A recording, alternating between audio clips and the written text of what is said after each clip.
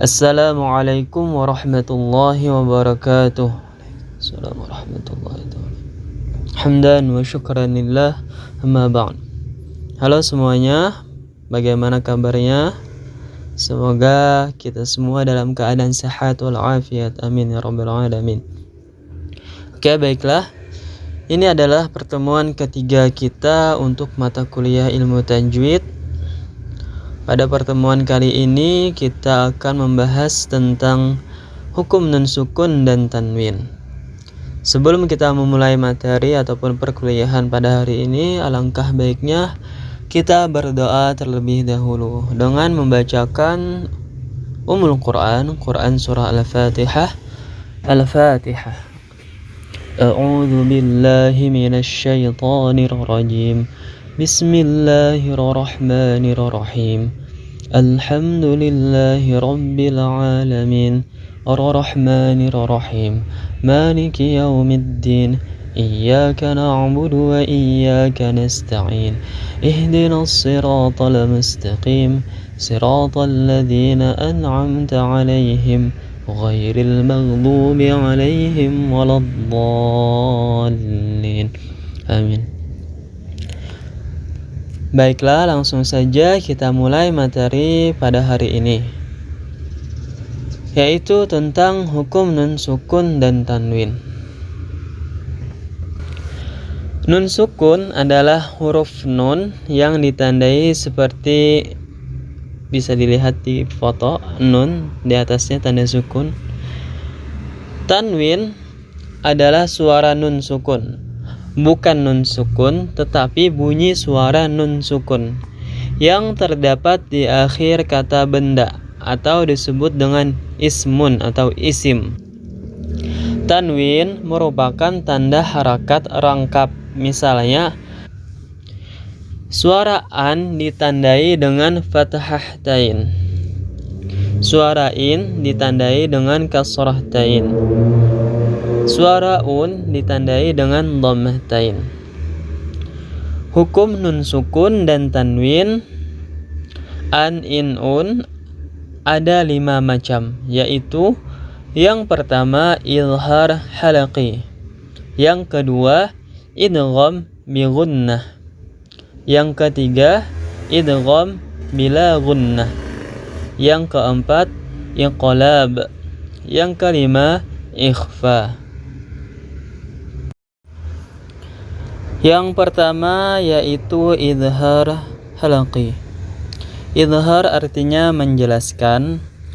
Halaqi berasal dari kata halaq, artinya tenggorokan. Hukum bacaan disebut izhar halaqi, yakni apabila nun sukun atau tanwin bertemu dengan salah satu huruf halaqi. Huruf halaqi ada 6, yaitu hamzah, ha, ha, kha, ain, ghain. Huruf-huruf ini disebut halaqi karena makhraj atau tempat keluarnya suara huruf tersebut adalah kerongkongan. Cara membaca nun sukun atau tanwin yang demikian itu harus terang, jelas, dan pendek. Bunyi suaranya tetap jelas, tidak samar, dan tidak mendengung. Contoh, nun sukun bertemu dengan hamzah. Waman ahsana. Sekali lagi, waman ahsana. Nun sukunnya dibaca dengan jelas, tidak samar, dan tidak mendengung. Misalnya lagi, nun sukun bertemu dengan ha. Minhum. Minhum.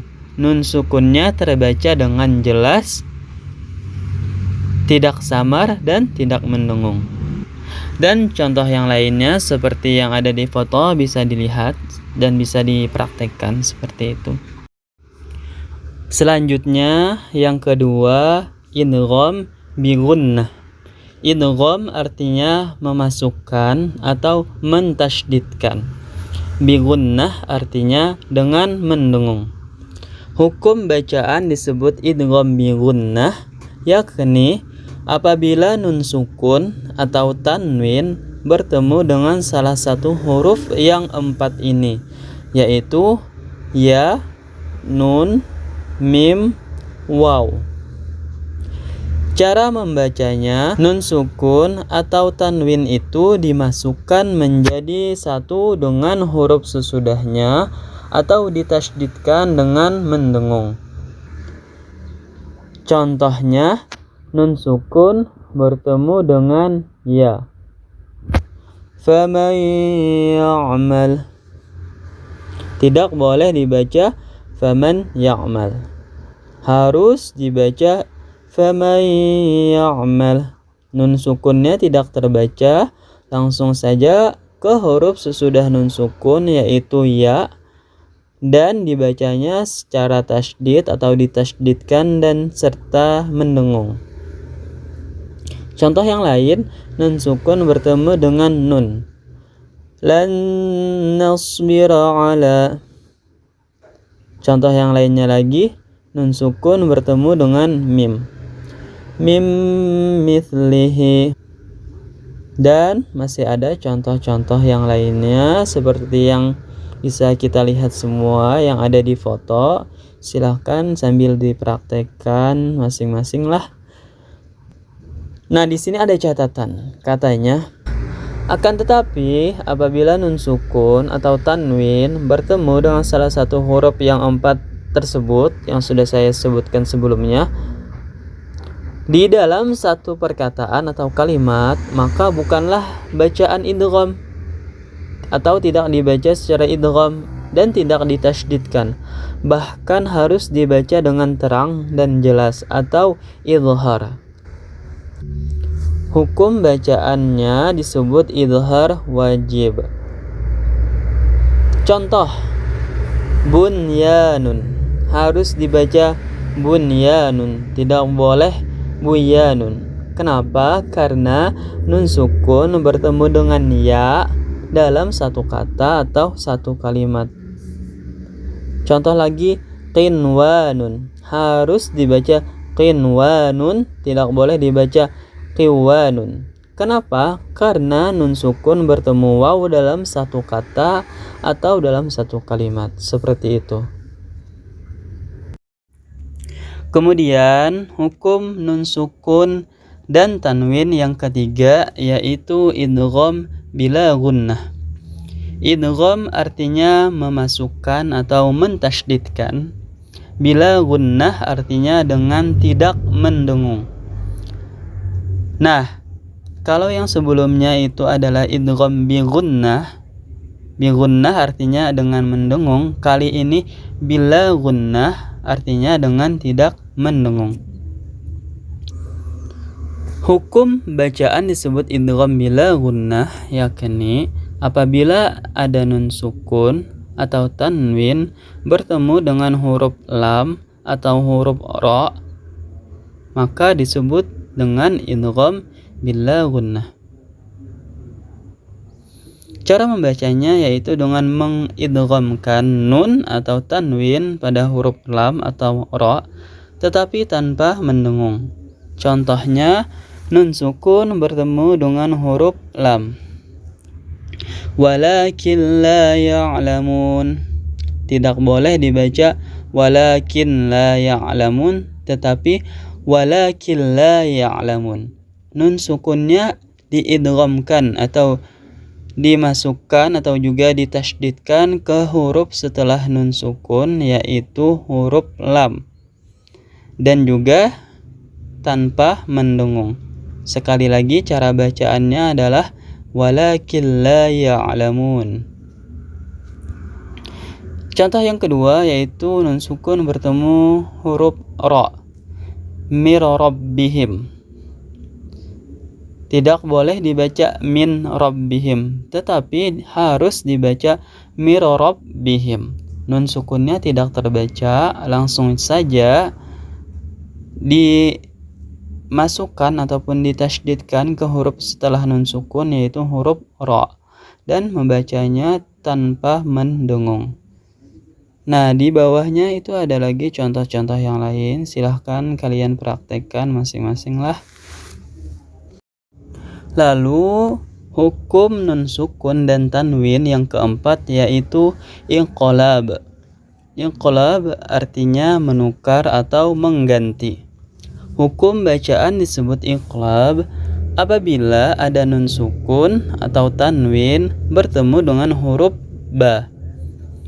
Cara membacanya adalah dengan menyuarakan huruf nun atau tanwin menjadi suara mim dengan merapatkan bibir serta mendengung. Contohnya, nun sukun bertemu dengan ba. Mim ba'di ma. Tidak boleh dibaca min ba'di ma, tetapi dibaca mim ba'di ma. Kenapa? Karena nun sukun bertemu dengan huruf ba, dan ketika nun sukun bertemu huruf ba, maka suara nunnya ataupun suara tanwinnya berubah menjadi suara mim. Selanjutnya contohnya tanwin fathah tain bertemu dengan huruf ba. Abadan bima. Tidak boleh dibaca abadan bima, tetapi dibaca abadan bima. Lalu contoh yang lain, kasrah tain bertemu dengan ba. Ayatim bayyinat. Dan contoh yang lain adalah misalnya dhammah tain bertemu dengan ba. Basirum bima ya'malun. Nah, kira-kira seperti itu contohnya. Hukum nun sukun dan tanwin yang kelima ataupun yang terakhir yaitu ikhfa. Ikhfa artinya menyamarkan atau menyembunyikan. Hukum bacaan disebut ikhfa, yakni apabila ada nun sukun atau tanwin bertemu dengan salah satu huruf hijaiyah selain huruf-huruf halqi, huruf-huruf idgham bi gunnah, huruf-huruf idgham bila gunnah, dan huruf inqalab, yaitu ta, tha, jim, dal, dzal, za, sin, shin, shad, dad, ta, dha, fa, qaf, dan kaf. Cara membacanya adalah suara nun ataupun tanwin masih tetap terdengar, tetapi samar antara idhar dan idgham. Lagi pula terus bersambung dengan makhraj huruf berikutnya, sehingga kedengarannya berbunyi seperti eng jika bertemu huruf za, dha, fa, qaf, dan kaf. Dan juga mirip suara ny dan eng jika bertemu huruf tha, dha, sin, dan shin. Ada kalanya juga seperti ny jika bertemu huruf jim, dan juga ada kalanya tetap berbunyi huruf nun sukun jika bertemu dengan huruf-huruf ta, dal, dha, dan ta. Contohnya nun sukun bertemu dengan ta. Tas'alu. Atau contoh yang lain, nun sukun bertemu dengan huruf tha. Min thamarihi. Atau contoh yang lain, misalnya nun sukun bertemu dengan huruf jim. Contohnya min ju'in. Dan masih ada beberapa contoh yang lainnya. Silahkan dilihat di kitab ataupun di buku pegangan kita yang ada di Google Classroom. Nah, saya kira untuk pertemuan kali ini kita cukupkan materinya sampai di sini saja. Jika ada pertanyaan ataupun ada hal yang kurang jelas, silahkan disampaikan di grup WA kita lah.